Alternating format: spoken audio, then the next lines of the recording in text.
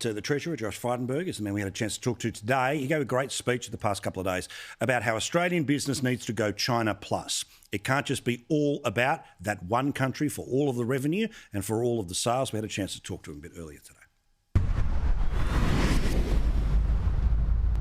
Well, Australia's been subject, Paul, to China's economic coercion, whether it's our barley exports, our wine exports, our coal exports.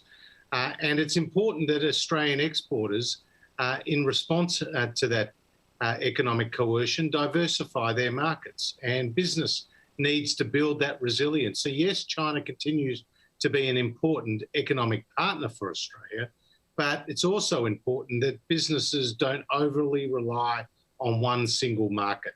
And that means that they diversify their supply chains and they build broader resilience into their business approach. It feels like we're seeing signs of that happening. Can you give us an example of how a company or an industry is starting to show us China plus in action? Well, there are lots of examples. I'll give you one, which is coal. Over the last year, there were 30 million tonnes less coal that were exported to China. Yet we increased our exports of coal to other countries by 28 million tonnes. So that industry, commoditised bulk exports, were able to find other markets.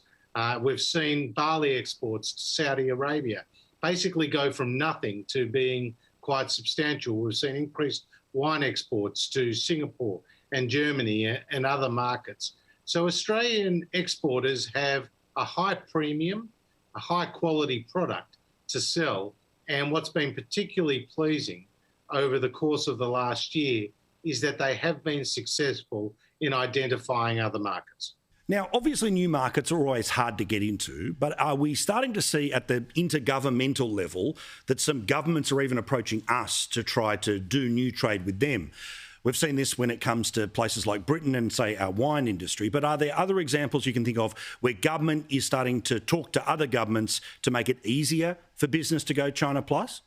Well, a good example is the new free trade agreements that we're seeking to strike with a range of partners. Now, the UK is one you just mentioned, and I think that's going to offer great opportunities for our exporters. And obviously we have a very strong political and strategic partnership with the United Kingdom, and branching it out more to the economic sphere will be important for job creation in our own country.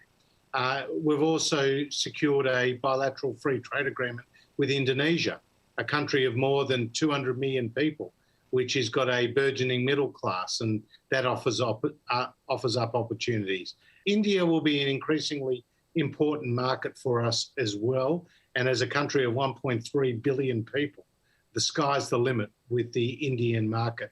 And our country, through the good work of Dan Tehan as the Trade Minister, and obviously the Prime Minister and the Foreign Minister and other ministers are promoting economic market diversification. And we have a number of programs, Paul, that are actually funding the pursuit of new markets by Australian exporters. Just finally, Treasurer, the Labor talking point is there's no difference between their position and the government's when it comes to China. I've got a feeling you might disagree. Well, we've been very clear and consistent in our position of defending the national interest, not compromising on our values. And so when we have been subject to this economic coercion, when China has released their 14 grievances with Australia, we've pushed back. We're not compromising on the right of a politician to speak their mind. We're not compromising on critical infrastructure decisions that we have to take around foreign investment. We're not compromising on issues of telecommunications security or the Belt and Road Initiative, which we've been outspoken on, or about foreign interference laws.